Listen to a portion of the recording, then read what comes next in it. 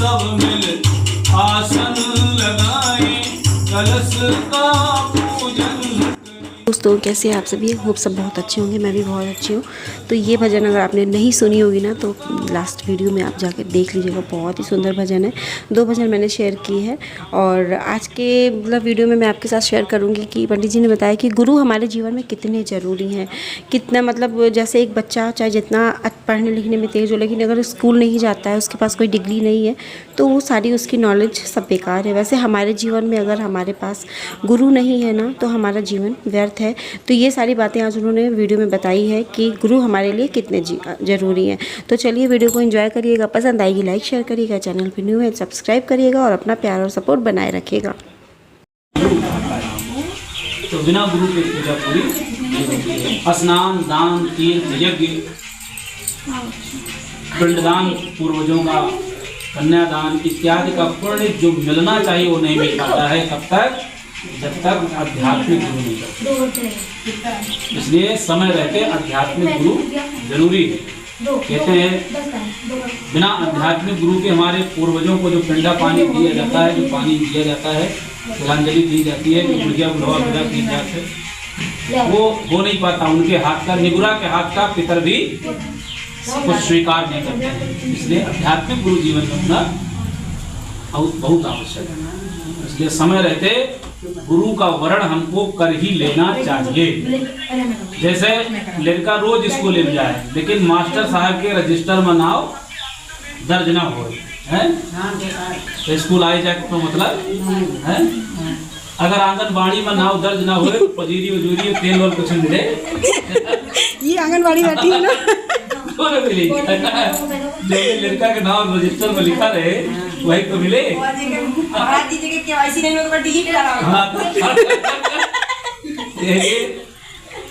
भाई हमारी भी इसीलिए केवाईसी हर साल होती है ना, गुरु पूर्णिमा को केवाईसी हो जाती है ना। सही है। तो आध्यात्मिक गुरु जीवन में बहुत आवश्यक है।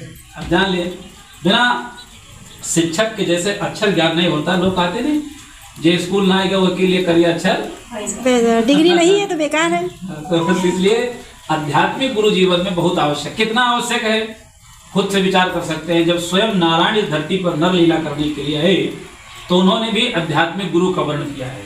चाहे भगवान राम रहे हों, चाहे भगवान कृष्ण रहे हों, चाहे जो भी ऋषि मनीषी रहे, सभी ने आध्यात्मिक गुरु का वर्ण किया है। तो हम मनुष्यों के लिए कितना अनिवार्य है खुद से विचार कर सकते हैं। जो स्वयं नारायण आध्यात्मिक गुरु के सानिध्य में गए तो हम सामान्य मनुष्यों के लिए कितना आवश्यक है विचार कर सकते हैं। एक बार का प्रसंग आता है, आप सभी ने हो सकता सुना होगा। कहते हैं देवर्षि नारद जी भगवान विष्णु की सभा में जाया करते थे।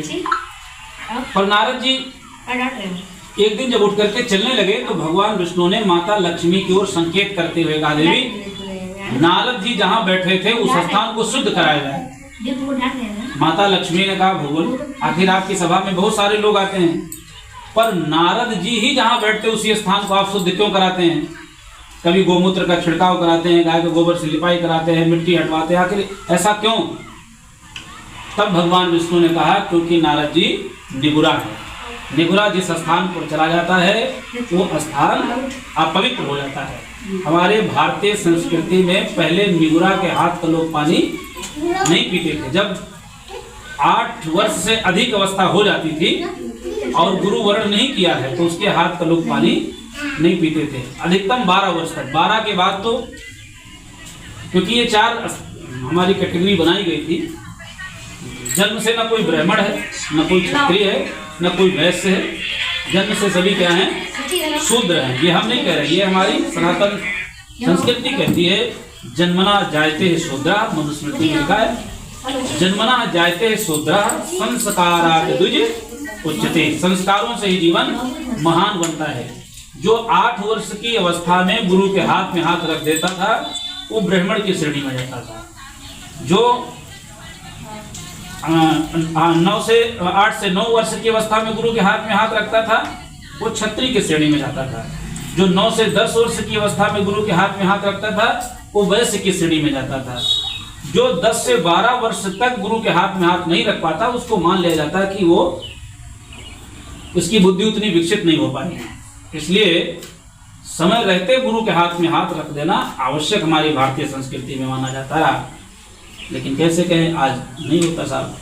इसलिए समय रहते गुरु के हाथ में अपना हाथ रख देना चाहिए। लेकिन अपने यहाँ कहते हैं गुरु करने का एक समय होता कब, जब बुढ़ापा आ जाए तब है।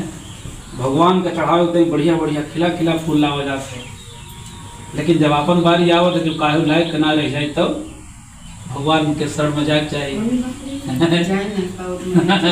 इसलिए शरीर में शक्ति जब नहीं रहेगी तो भक्ति नहीं हो सकती। समय रहते कहते हैं जब नाक से बहेगा नाला, आंख में तनेगा जाला, लाठी से पड़ेगा पाला जरा जिंदगानी में, खड़े खड़े वस्तन पे करेंगे मलमूत्र त्याग, पड़े पड़े थूका करेंगे थूकदानी में। भक्ति क्या करेंगे जब शक्ति न रहेगी राम नाम बोलने की।